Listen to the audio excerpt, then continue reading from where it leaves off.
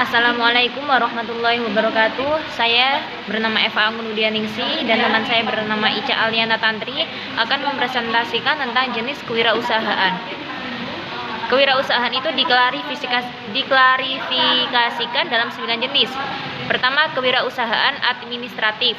Itu adalah kegiatan kategori ini berpusat di sekitar teknik dan fungsi administrasi yang memberikan opsi baru untuk menangani situasi yang ada atau masa depan dengan cara yang lebih efektif yang memberikan keunggulan.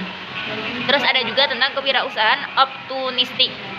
Kewirausahaan ini yang mengidentifikasi, mengeksploitasi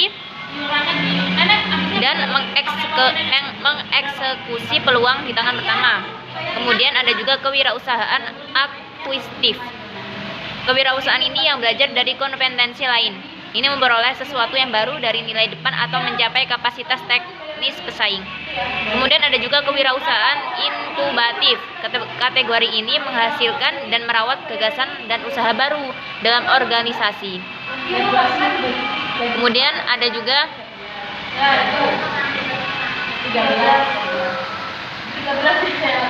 kewirausahaan imitatif. Kewirausahaan ini yang meniru barang atau jasa yang beroperasi di pasar berdasarkan perjanjian waralaba. Kemudian ada juga kewirausahaan swasta. Kewirausahaan ini yang dimulai dari bawah sektor swasta. Pemerintah memberikan berbagai layanan dukungan melalui keprihatinan swasta dan publik, mendorong inisiatif swasta dalam mengambil usaha wirausaha. Kemudian ada juga kewirausahaan publik. Kewirausahaan ini yang dilakukan oleh pemerintah melalui berbagai agen pembangunnya. Kemudian ada juga kewirausahaan individual. Kewirausahaan ini dilakukan oleh individu atau keluarga dengan inisiatif pribadi. Kemudian kewirausahaan massal. Kewirausahaan ini yang muncul dalam ekonomi, di mana iklim motivasi dan dorongan yang mendukung ada untuk mengembangkan berbagai kewirausahaan di antara massa umum. Kemudian di sini kami juga akan menjelaskan tentang fungsi kewirausahaan. Fungsi kewirausahaan itu untuk melakukan pemutusan dari tujuan dan juga sasaran pada perusahaan. Kemudian kedua, melakukan penetapan terhadap bidang usaha dan juga pasar yang akan dilakukan. Kemudian melakukan perhitungan terhadap jumlah skala yang akan diharapkan, melakukan penentuan dari modal yang akan diharapkan, melakukan pemilihan dan juga penetapan kriteria dari pegawai maupun karyawan, serta melakukan permotivasian.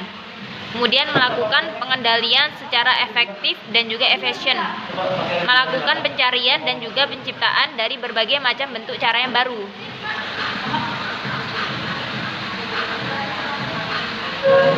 Terus di sini kami juga akan menjelaskan tentang peran kewirausahaan untuk meningkatkan pendapatan nasional. Pertama, suatu inovasi yang diberikan dan dibuat oleh para wirausaha itu membuat jumlah permintaannya meningkat.